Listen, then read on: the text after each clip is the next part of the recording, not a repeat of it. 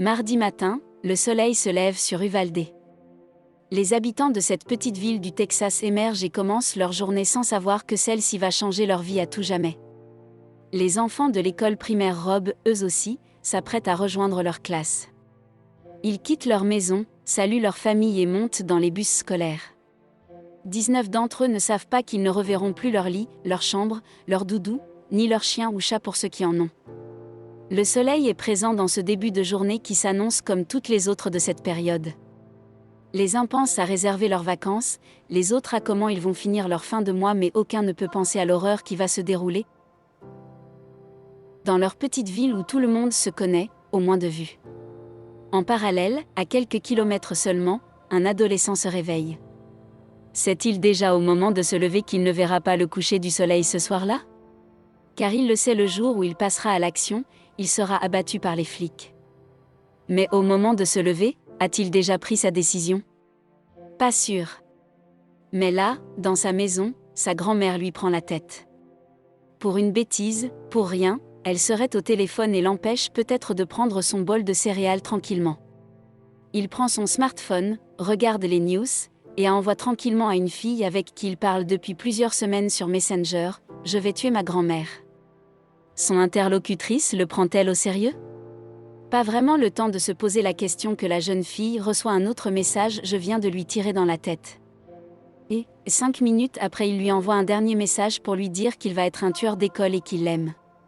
Fin de la discussion. Pris d'une folie meurtrière, Salvador Ramos, 18 ans, il s'équipe ensuite lourdement avec un gilet pare-balles et un fusil et prend le volant de son pick-up gris.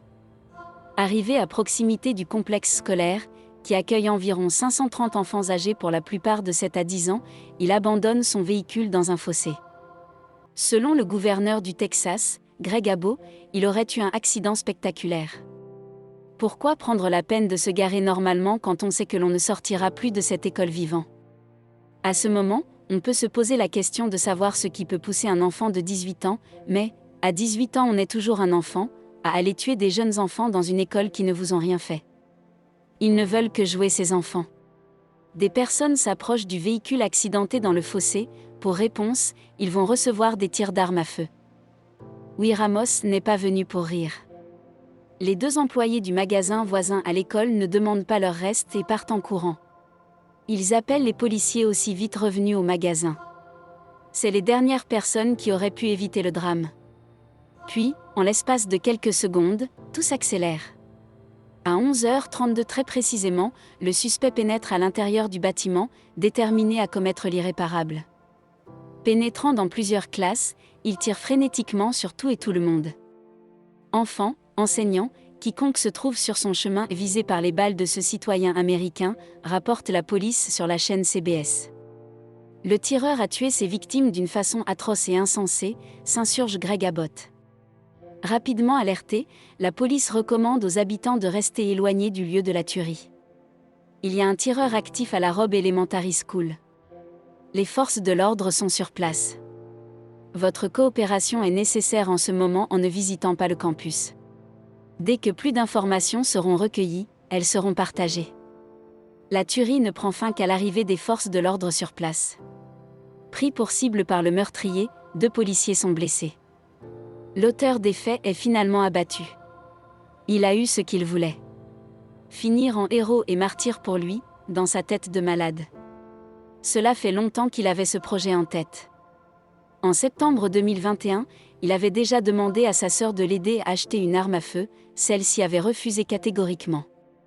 Cela ne l'avait pas empêché de dire fièrement sur Instagram en mars qu'il avait réussi à se procurer quelque chose qu'il cherchait depuis des mois. Son projet fou déjà dans un coin de sa tête. Pourquoi? On ne le saura jamais. Pourquoi des enfants? Pourquoi ce jour-là? Pourquoi cette école-là? Et pourquoi sa grand-mère? Tant de questions sans réponse, car l'individu n'en donnera jamais. Parti rejoindre l'enfer à 18 ans, ne laissant derrière lui que l'horreur comme souvenir de son passage sur Terre. Drôle de motivation. Il laisse derrière lui 21 victimes, 19 enfants et 2 adultes. Au moins une quinzaine de personnes sont également blessées. L'Uvalde Memorial Hospital a indiqué sur Facebook avoir reçu 13 enfants. Dans le même temps, l'University Health Hospital San Antonio a dit avoir accueilli une femme de 66 ans et une fille de 10 ans, toutes deux dans un état critique, ainsi que deux autres fillettes de 9 et 10 ans. Les mobiles de cette attaque restent, pour l'instant, inconnus. Un rapide coup d'œil sur les réseaux sociaux montre un jeune homme manifestement fasciné par les armes à feu. Quelques heures avant de passer à l'acte, Salvador Ramos avait ainsi publié des photos de fusils d'assaut. Aucun élément ne permet, à l'heure actuelle, de savoir si ces armes ont été celles utilisées pour abattre les écoliers. Cette énième fusillade outre-Atlantique a suscité émotion et indignation. Visiblement ému, Joe Biden s'est dit esséuré et fatigué. J'espérais en devenant président ne pas avoir à faire cela, a soufflé le président américain, la gorge serrée, appelant à affronter le lobby des armes. Trop, c'est de son côté emporter la vice-présidente, Kamala Harris. Nos cœurs continuent d'être brisés. Nous devons trouver le courage d'agir, a-t-elle martelé. Les mots sont souvent les mêmes lors de ce genre d'attaque, mais jamais aucune réaction après coup de la part des autorités. Ce drame en rappelle malheureusement beaucoup d'autres, comme celui de l'école primaire de Sandy Hook, survenu en 2012 dans le Connecticut. Un déséquilibré âgé de 20 ans avait alors tué 26 personnes, dont 20 enfants âgés de 6 et 7 ans, avant de se suicider.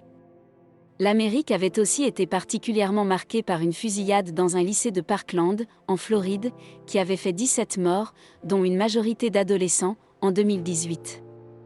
Merci d'avoir suivi ce récit sur notre chaîne Bear Crime. Si vous aimez notre travail, n'hésitez pas à nous rejoindre en vous abonnant à la chaîne.